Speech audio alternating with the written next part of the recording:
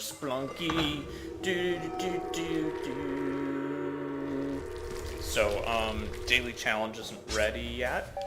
If you're watching this, it's probably after the most recent daily challenge I recorded, and I am just, we'll be Yin Yang Ninja, the Taoist. I am just recording a regular adventure. No gimmicks. I'm just going to try and be as efficient and score maximize. We're going to pretend it's a daily challenge, even though it isn't. So the Mesoamerican or Ruboric primary color statues will spin around per usual, and then we're going to be in game. So, as I mentioned before, this will be a score maximizing run that's gimmickless, i.e. no speed run, no gold run. So we are doing a gold run, in other words, hence the score maximization. Okay, that was unintentional, but probably won't matter in the long run. Most of the time when I die to not an accumulation of smaller pains, as it were, but rather just one large giant fuck ball of Rube Goldberg death, or just a one-hit kill. So, you know, it's not good that this dog's dead, but we can still use him as a shield, and as a weapon, essentially. He's actually pretty effective. I like the way he bounces, which is incidentally what I say about my real dog at home. I'm just kidding about that. I don't actually own a dog. It died. So, oh, sweet. That's like the best thing that could have been in there. Boop. Platforming. I wish you could take him through, though. You just have to leave his body there. Like, it's very clever the way that the game decided that the corpses of the dogs were going to have open eyes. Their eyes don't close when they die. They just stay open. I think it's to make you feel like garbage for letting them die. Oh my god, what am I doing? There we go. But it also just sort of, there's like a sense of humor about how it's a cartoonish game, but everybody dies these horrible deaths. So, pretty casually we're just gonna murder this guy. He had enough that I felt compelled to do so. We got climbing gloves, shotgun, some gold, and a bomb box. So that was pretty sweet. Coming through here, yeah, that arrow trap is already fired, because there's a spider right there. Awesome. I hear the dog whimpering, so I'll be sure to take care of that. I've been practicing a little bit off camera at shopkeeper killing, being more effective at it, landing on them when I'm trying to do so, knowing where to put ropes to be on guard. That was accidental. And I saw that there. Meant to throw the gun down, not jump down myself. Oh well, we're going to be at 3 hit points, which isn't so bad. And we're going to make sure to take this dog over to the exit. That's why we're going to be at 3. But I've been practicing off camera, getting a little bit better at killing shopkeepers, with the goal being that when I'm on camera, especially for daily challenges, I can more efficiently dispatch them like the assassin I am. So maybe that's why I chose the ninja. Maybe that was sort of a, I don't know, an implicit, subconscious decision, because I feel as though I embody the ninja now. I am the ninja. Here's a question. I definitely forgot this idol on the last level, and I should have picked that up. I should have gone back up there for the free 5 thou. Now 5 thou isn't worth that much, but the boulder can also sometimes liberate some gems. So that was a failure of minor proportions, not epic proportions, on the score maximization scale. Sweet. I could probably start ghost running now. I don't know, though.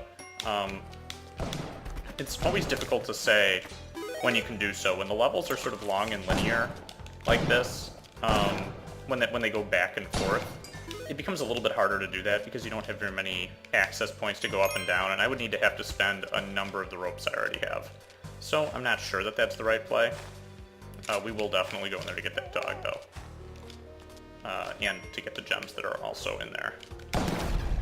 Okay, so that was expected.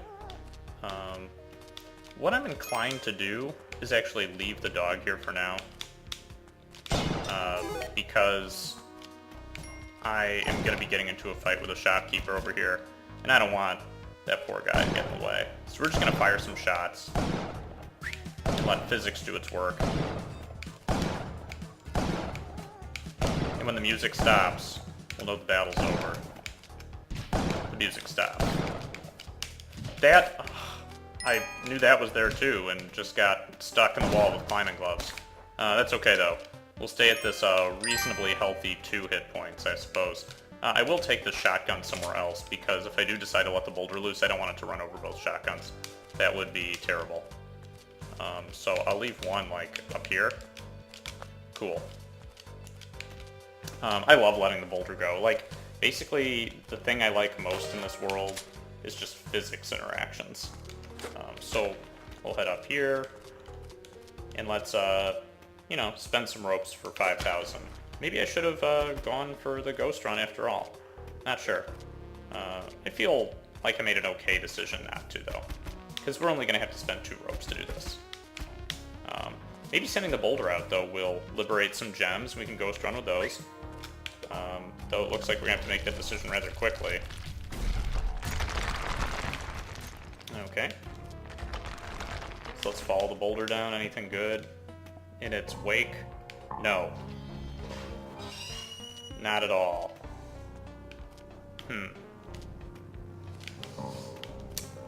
Becky, do you want to say hi to those for whom I'm recording? Hi. Becky says hi. We got some free grapes from our landlord. Did your dishwasher fixed? No, but he did make a phone call to someone who could do that. Oh. So that's you know, kind of good news, in a manner of speaking. Kind of nervous getting that gun. I might as well just go the long way.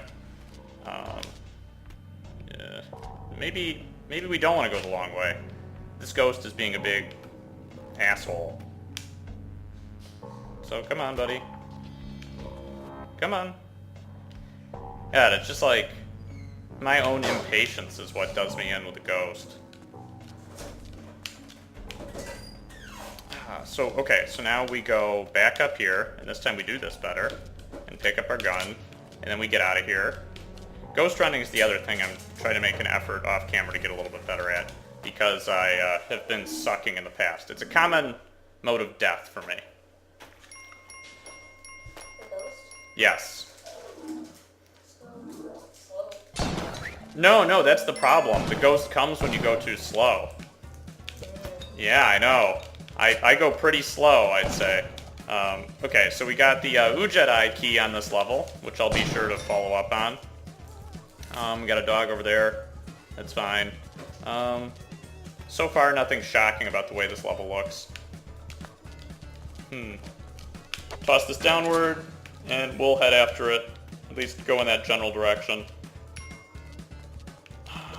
Yeah, let's keep tossing this downward. I mean, we have to go to the exit no matter what. So if I take the key near the exit, that's pretty sufficient, I generally feel, to getting the job done. That's kind of an awkward place for it to be, but... Okay! Didn't know he was going to be there. I guess we'll go take whatever he hit. Oh, it's just... Okay, so there are going to be 3 shopkeepers on this level. Yep, there they are. Oh, okay. Well, that didn't work out so well. We're going to let those 2 kill each other. Or at least have one kill the other.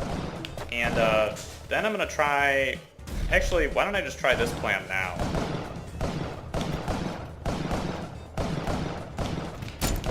Okay, so one died there. I'll take it. The other one's like, okay, I'm going to head out over here now. That's fine, too. Oh.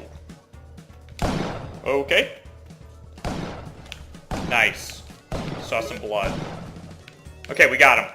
So now there's just the one in the vault, which, that's sort of a controlled situation.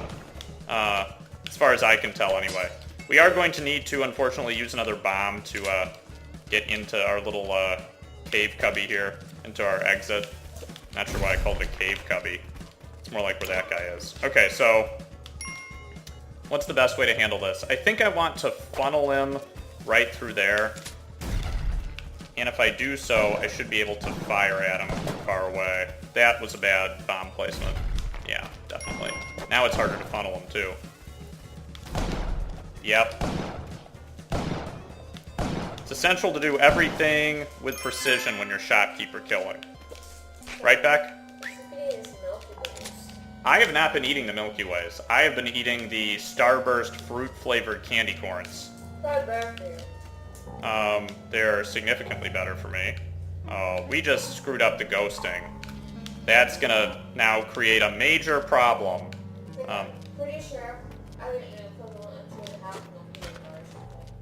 You've eaten an equivalent of how many? I think 2.5. Well, that's not so bad. Is it? I don't think it's a good thing to eat 2 candy bars a day. Yeah, it is. I've eaten that many candy bars in a day before, for sure. How many candy bars? Sound off in the comments if you have an opinion on how many candy bars it's acceptable to eat per day. 10? I'm not taking minis. 50? I'm not taking minis. What are you talking? That sucked. I'm talking like, I think I've eaten enough minis to be the equivalent of it. Oh, well that's not so bad. Oh my god! Okay, so ghosting is over. We're out of here. We're down to 1 hit point because the treasure chest flew into us. That was garbage. Okay, send this guy out. Get him mad. Feed the flower. You know, do all those dance moves that I never learned how to do before I had to show them off in high school gym. That was like a phenomenon for our high school gym experience. We had to dance. Now, is that a common thing? I don't know if it was like a gender issue. I don't know what it was, but they decided that we need to practice teamwork by getting together and organizing a dance. Yes, we had to choreograph and, yeah, a dance and memorize it and do it then in front of the school. I mean, everybody had to do it. It wasn't like it was just me.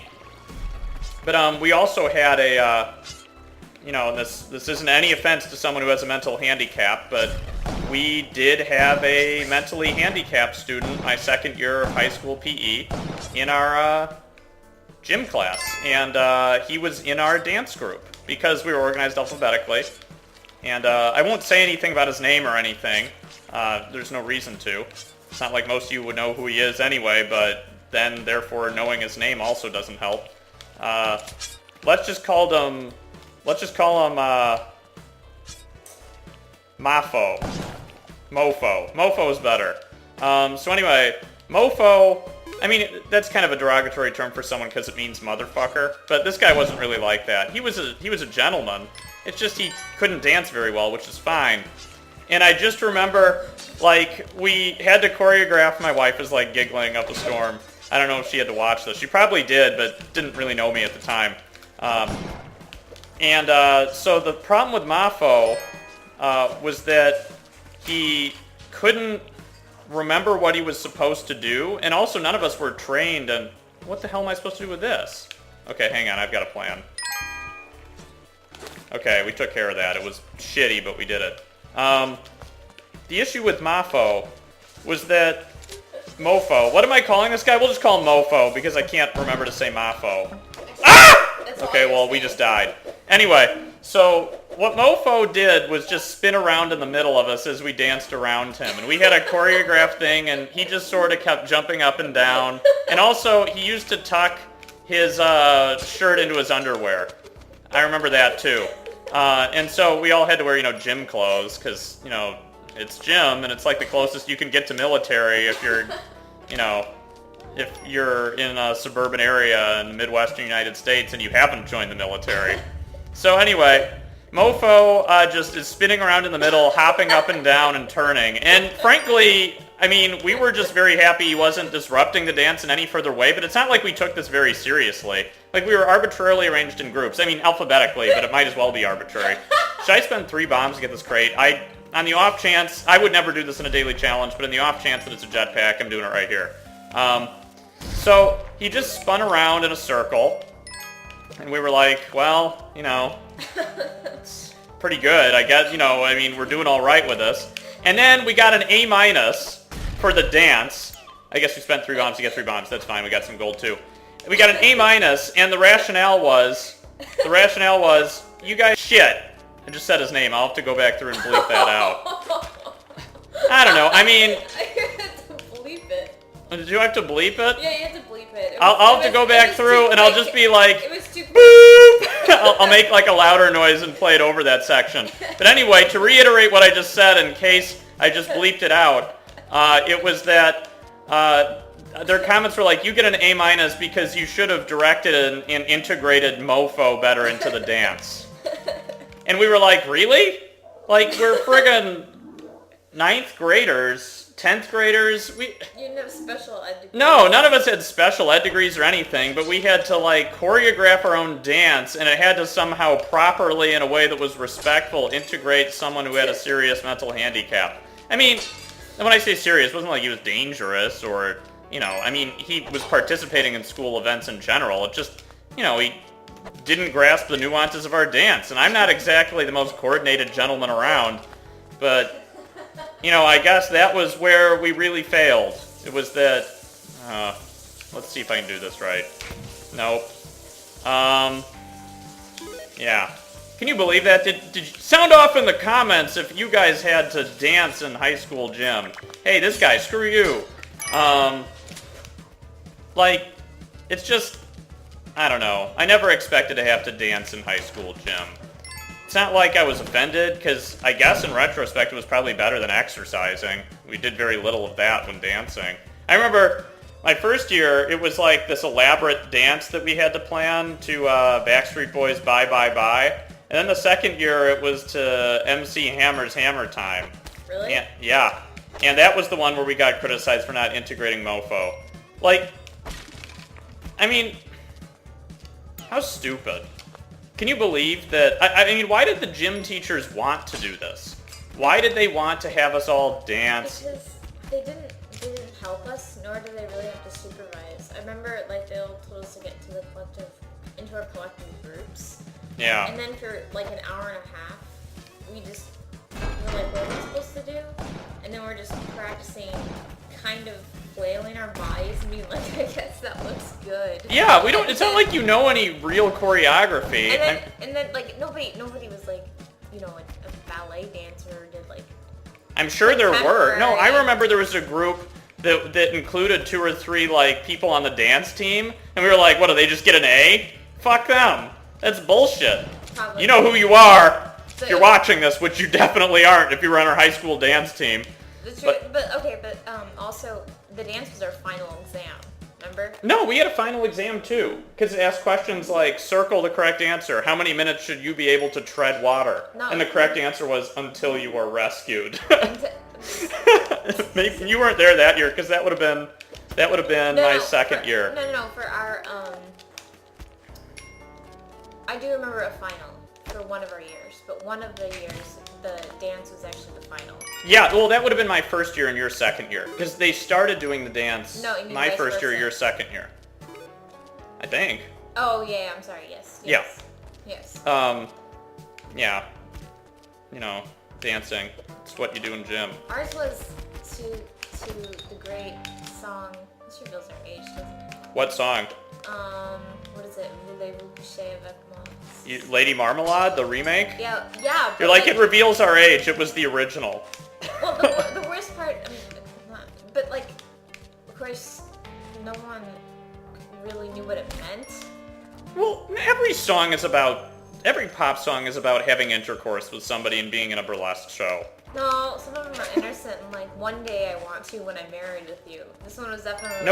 This one was definitely... No song that's popular goes, one day I want to when I'm married to you. What the hell? You just did Backstreet Boys. That's exactly what they did. That's seriously... It's You like may hate me, but there ain't no... I have to sing off-key enough intentionally so that the YouTube copyright filter doesn't pick this up. But that's how it goes, right? That doesn't say, maybe one day when we're married we can have intercourse with one another. That's not how it goes. In Indiana, that's how it goes. No, it didn't. What did it say? What did you... What were the lyrics? Do you know the lyrics?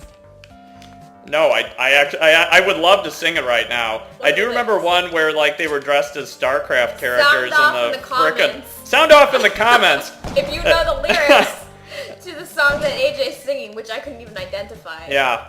You can't identify that Backstreet Boys song? I should not have tossed it on there. That was like the worst place to do it. We're putting it here. Why would you think that Well, most people know them. I feel guilty for not knowing them. I don't know what song you were singing. You did it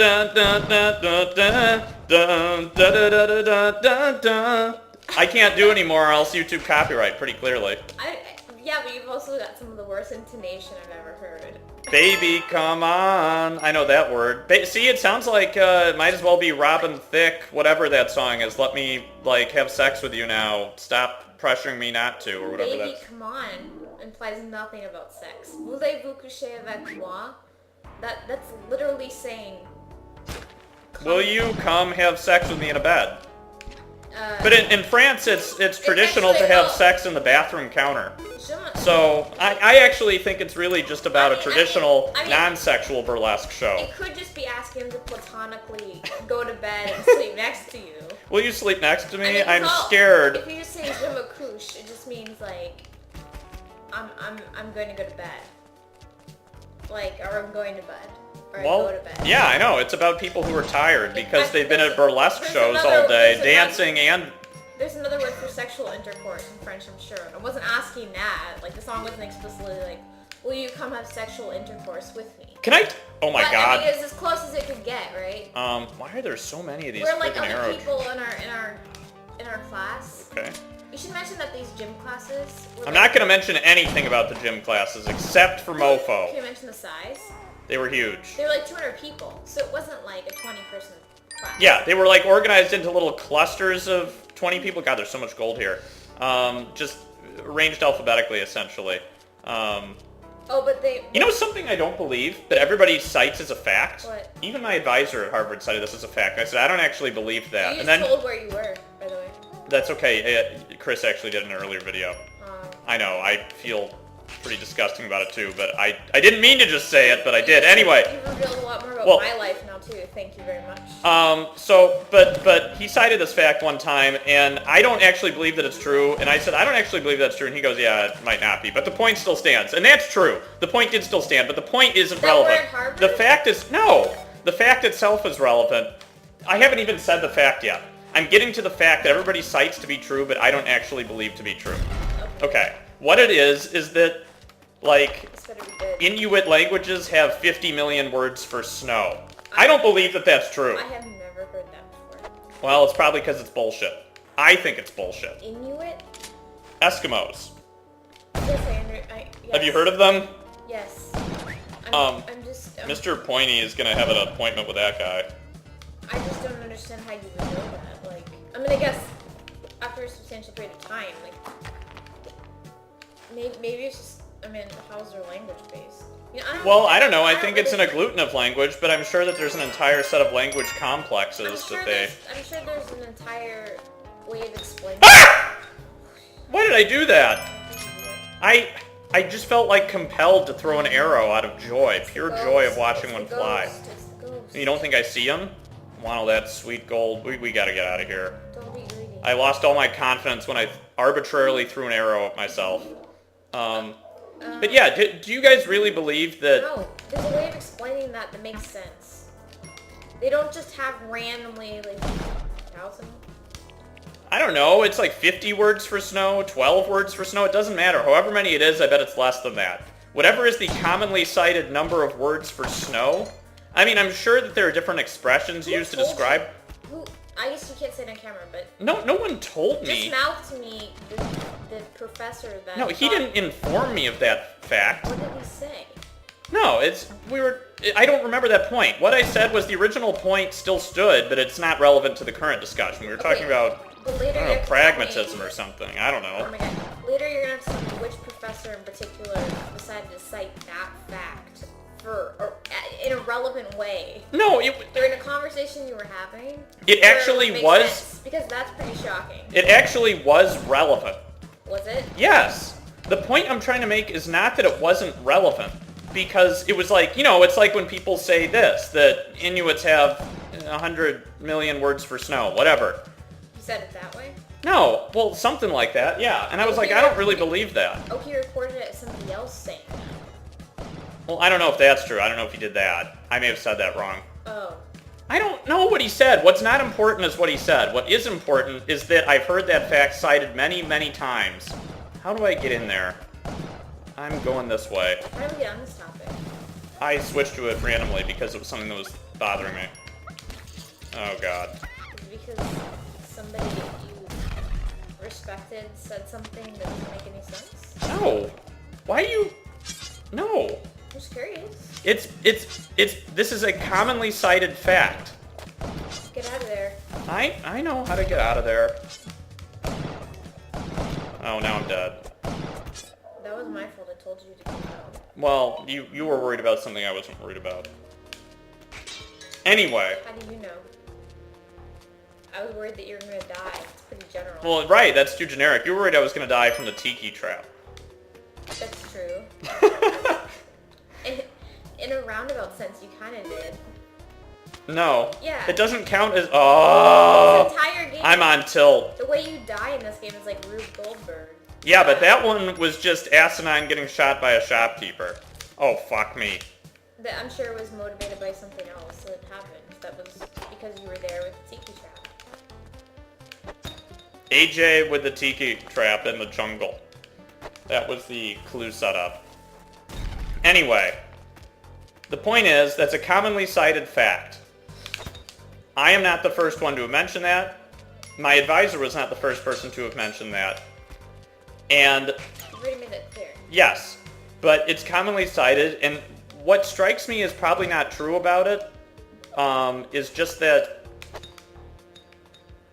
I'm not sure in what context it could be viably reported. Like scientifically, that there are X number of words for snow. It probably wasn't on Wikipedia. Because that fact has been around a lot longer than Wikipedia. I know. Even though it's phony. I wonder how much is wrong in Wikipedia, but now will be stored in our cultural memory. That's actually a serious issue that people have been talking about. Because what's funny is like think about how much you forget just within a couple generations. And you're like, trying to go back, you're like, what actually... I don't even know where, like, my parents were born for sure. What actually happened? Like, they're still looking at Freud's stuff. And, yeah. Like, paradox is, when I'm studying him, like, paradox with him is like, what did he actually say? Or did he actually do this, or did he not? Because in his correspondences, he says this and this and this. So it's old enough to be, like, mysterious at this point, not quite have a grasp of all the facts, but it's young enough such that there's still, like, papers he has and stuff like that that are still controlled by people who controls, the people who, like, maintain his estate that haven't been released. What are you talking about? Like, Freud stuff. Yeah, but, I mean, as far as, like, Wikipedia goes... No, I'm just talking about the timeline. Like, it's young enough such that people still... It's not public knowledge. It can't be public knowledge. Like, there are things that are still not public knowledge. I mean, how many words there are for snow? No, just... I'm talking about Freud in particular right now. Oh. I'm citing a case wherein it's young enough... Yes. That somebody it's, like, not that long ago, but people still don't know for sure what the hell people were doing or talking about. And he burned all his letters. Well, he did, yeah, to a certain person. But, yeah. To Wilhelm Fleece, I think? Yeah. No one cares about that. Anyway... I mean, that's all that they care about. No one, well, if you're a psychoanalyst, but no one who's listening... Just walk over here with this. Yes, I am interested in purchasing this. Oops! No one who's listening cares. Anyway, he burned his letters too. Okay. Some guy he definitely had some sort of homosocial bonding with. Yeah, well... We don't know how far the relationship went, because he burned the letters. Well, I'll have to burn all my Skype correspondences with Chris Cool, then. Last time when we were recording, he was talking about how we should go cosplay as the first openly gay pair of Magic the Gathering characters. But that's precisely what I'm talking... Hold on. This is precisely what we're talking about. Like, that is understood in this context as... It's like irony, right? Yeah. Well, I think most of your... Maybe... I don't know. Ooh, gold. Most of your viewers would perceive that as irony. But if the cultural, like, context changes, and humor changes quite rapidly, yeah. right? Things that are funny to our parents are not funny to us. Like, some people just have plain bad sense of humor, but if you try to, like, watch a TV show from the 70s, it's not funny at all. It's just, you know, it's so contextualized. I disagree. I only laugh at things that were made in the 70s. Okay, anyway, but it's so contextual. What's the point? It's like, how much is... Wow, I have a lot of guts. Actually... You give me confidence, Becky. I know. We record... so we record, like, everything now, right? But at the same time, within 2 generations, it'll probably be misinterpreted and not be understood. I mean, not that, like, we understand exactly what we're doing at all times in the present, but... Correct? Yeah, I'm in a Spelunky flow state. So people have actually questioned about the value, or about the accuracy of Wikipedia for future... As far as I know, the actual concern about Wikipedia, you know, like, you'll go to class, and if you're a college student or a high school student, I'm sure your professors have said something, or your teachers have said something to you, like, you know, you shouldn't trust Wikipedia because anyone can edit it. Well, the systematic reason they say that is not, as far as I understand it, because Wikipedia is false a lot of the time. It's actually because there's a high degree of risk of reporting and then re-reporting false information and then creating an entire web of information that's false based on corroborating false reports. How would you know that it's false though? If there's an entire network of everything being false, like, what is going to say, well, this is the truth, and then just overturn it? Like, who's afraid of that?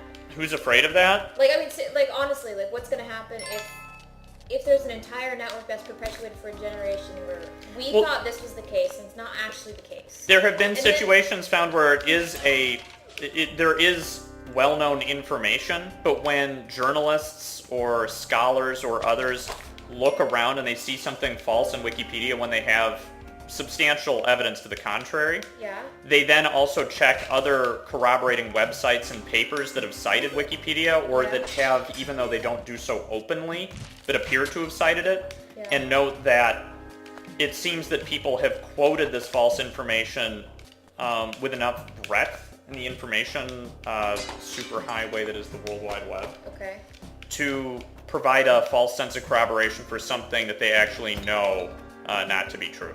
The people who wrote the false information know that it's not true? The people that are looking at it and saying, hey, this crap on Wikipedia is false. I would say the people who are looking at it who know that it's false based on other information should probably flag it and have an ethical duty to change the Wikipedia article. Like, for instance, I was talking to a professor the other day who was talking about how she herself uses Wikipedia, skeptically, of course, you know, to look for resources, etc., because you have lists and citations at the bottom, which are good. And I've used those too. I've done, like, substantial work where I go to those sources at the bottom, and then, you know, you get more sources, and then every book has more sources, and you keep going. But I had a reason to do what I was doing there. It just didn't work out, and I'm not going to explain it. I don't owe you anything. She was talking about how she was in Wikipedia, but of course, like, I was having a conversation with her the other day, and she, you know, I said something that I read on Wikipedia, and she goes, no, that's not actually the case. It's actually this and this. And I trust her because it's her field, and it's not like an interpretation. It's actually a historical fact. Sure. And I'm like, oh, really? Because on Wikipedia it was saying this. And she goes, oh my god, that's not true at all. And I was like, you should change it. I mean, I don't know the nuances or details of what you're saying. I don't know where I would get it. But you should change it. She was like, oh, yeah, when my book is done. Right. Well, I guess my point is, we're afraid of, like, a Canticle for Leibovitz situation here. A what? A Canticle for Leibovitz situation. Please explain. So, this is a famous science fiction novel that Alasdair MacIntyre famously alludes to at the beginning of After Virtue, in which there's a post-apocalyptic world, and essentially this religious order becomes the caretaker of a large depository of the world's knowledge and protects it throughout a series of generations. And so the fear is that there will gradually be I don't know what you'd call it, like an information saturation where a lot of it is false. And so it will become not possible to track what is true and false based on the number of internet authorities or available authorities to the public. Yeah, but and we'll look back and then we'll be like, oh my god, 10 years ago we don't know what happened because there's a bunch of false information on Wikipedia. But you're not going to know what's false if you don't know the difference. So what are you afraid of, really? Like, it's Are you just saying, like, if no one knows the difference, who cares? Yeah, I'm like, it's an incredibly elusive fear. It's like, it's essentially like, I mean, it's a... Like, what happens if tomorrow, instead of going this way, I go this way and get hit by a truck? You're saying, so what? And you just don't end up doing that. You're like, and like, you live every day as if that's the case, but you never know the difference. You're saying, so what? Like, so let's say for a minute, we say, have all this false information. And then we find something that shows that it's actually false. Or we have, and all of a sudden we realize we did it wrong for thousands of years, which is not exactly the canonical for Leibovitz situation, so I'm not sure about the validity of my metaphor, or illusion. To be fair, that's just how, like, history and science both work. I mean, science, I think, goes through more of, like, not that history doesn't, but I think science is more Kuhnian. Like, it does more of the paradigm shift thing. Sure. But, like, I mean, it's like a punctuated equilibrium, kind of. Yeah, where there's like this, there are things that don't quite fit with current theories and ways of seeing things, and so the entire field like, shifts essentially how it views things. So, I mean, I'm sure you physicists, if there are any physicists listening. You physicists! You physicists out there, or anybody who knows anything about this more than I do. Like, Newtonian physics explains things well, but doesn't explain things that they've observed in a way that is satisfactory, or there's still things that are contradictory, right? There's certain problems that it doesn't provide adequate answers to, like black body problems, some other things. So then Einstein comes along, right? And several people. It's actually Planck. I mean, why did I do that? So what they do is they observe phenomena, and they can't explain why it is that they're observing what they're observing. Consequently, somebody comes along and actually creates a sort of new way of understanding and solving these problems. I mean, in a very concrete way. Like, it's not like they're like, hey, let's... You're saying it's not like you come up with a new philosophy. You're saying, let's change a presumption and see what happens. And that's kind of what Einstein did. I mean, essentially. And he's like, let's look at mass and gravity much, much differently, right? As far as I know. I'm no expert I don't know Einstein either that well, but like all I know is that I did dress up as him in 7th grade. I think it was 7th grade, yeah. He's like, okay, so if the speed of light... For a class, not just for fun. If the speed of light is constant in all cases, that's fucking weird, right? Because, like, think about it. If you're driving by a car that's parked, it's going a certain direction. Or, sorry, it looks like it's sort of coming toward you and going past you as you're going toward it. But if you go next to a car and you're driving and it's going the other way and it's going the same speed, it looks like it's going even faster because your speed plus that speed... You're saying it depends on your frame of reference. Yeah, it depends on your frame of reference. That's what you're saying, yes. Correct. So, if speed of light is constant no matter how fast you're going... Yes, the speed of light doesn't depend on your frame of reference, which is super scary. That's weird. That's fucking weird. Or it's an exception, at least. It's like... No, I mean, it's just... I mean, it's the most normal thing there is in the universe, but... It is. That's why it's so strange. It's the most constant thing. It's very strange, because nothing... Yeah, it's like... It's not going to change no matter how fast you're going, which has all these weird implications. You can read it in, like, those beginner Einstein books, which are actually pretty fun. Yeah. It's not much better to do. Ah! Okay, this guy's gonna make an appointment with Mr. No, he doesn't need to make an appointment with Mr. Pointy. We'll still... Right. Mr. Freeze. Dr. Freeze? The ramifications, like, change the idea of time, it changes the idea of space, it changes the idea of everything conceivable. You have to do that to explain why that would be a case... Why that would be the case in a way that's coherent with your understanding of physics more generally, as I understand it. Right. So Einstein's brilliance really comes from the fact that he was able to like create according to like Kuhnian logic. I don't know if Kuhn was the first one to really tap into this. He's the most celebrated. Yeah, right? of the recent generation anyway. Speaking of which, he actually didn't get tenure at Harvard, and he was super pissed about it. But then of course like he came out with that. The book. Yeah. And then, I don't know if he came up with it before, like during Harvard or after. I forgot I killed them. I don't know when the book came out, but I know he was super pissed at not getting tenure at Harvard. But then it became a really big deal. Now everyone uses it in the history of science department here. But, so, he comes up with this idea that science essentially changes through these huge paradigm shifts whereby observable phenomena that couldn't be explained according to the last paradigm, a la Newtonian physics. Even though Newtonian physics is fine, like, when you're working with stuff here, in the world that we live on, Earth, I think we're gonna have to cut this video to a close very soon. It can't explain things, like, adequately enough. We're doing a no gold run. But, what I'm trying to say is, but history works in such a way where, like, a lot of times we assume that things are the case for a long time, and then we uncover new information, and then it changes, you're like, oh, that was actually false. Yeah. So I don't quite, I mean, it's more complicated than that, but, like, it's also sometimes not. Well, let's say that, who let's cares? do a test case. Let's say, like, information about the Holocaust was systematically concealed through a conspiracy. That's such a big world-shattering event that it doesn't quite work. You're Jewish, so you're allowed to... Thanks for clearing that up with people. Why we're as offensive as can be in this, so I just, Nah, it's okay. You're gonna bring in the Holocaust. You're saying I'm not a white supremacist, for which I'm, I guess I'm pleased. Can I say something really strange? Yeah. About German... I won't tell them what I said about German class, but I was thinking to myself, like, the most prominent example I have of any sort of German speaker is, like, through that film Schindler's List, and I was looking around at my class, and I recognized that in that class, the people probably had never seen it because they hadn't been born yet, or they were born in the year that it came out. It was incredibly weird. You had an existential crisis? Well, just because I recognized I was so old and that movie made such, like, an impact on me when I saw it the first time. We're really not that old. We're not that old, but, like, we're old enough to the point where there are people who are younger than us who haven't seen Schindler's List. Who couldn't conceivably see it. Who couldn't conceivably see when it? it came out. Oh, because they were like children or right, because their frontal infants. lobes hadn't even developed yet. Right? Yeah. Yeah. I mean, I even remember being alive at the point where Jerry Seinfeld, there's that episode where Seinfeld is making out with a woman during Schindler's List in the theater.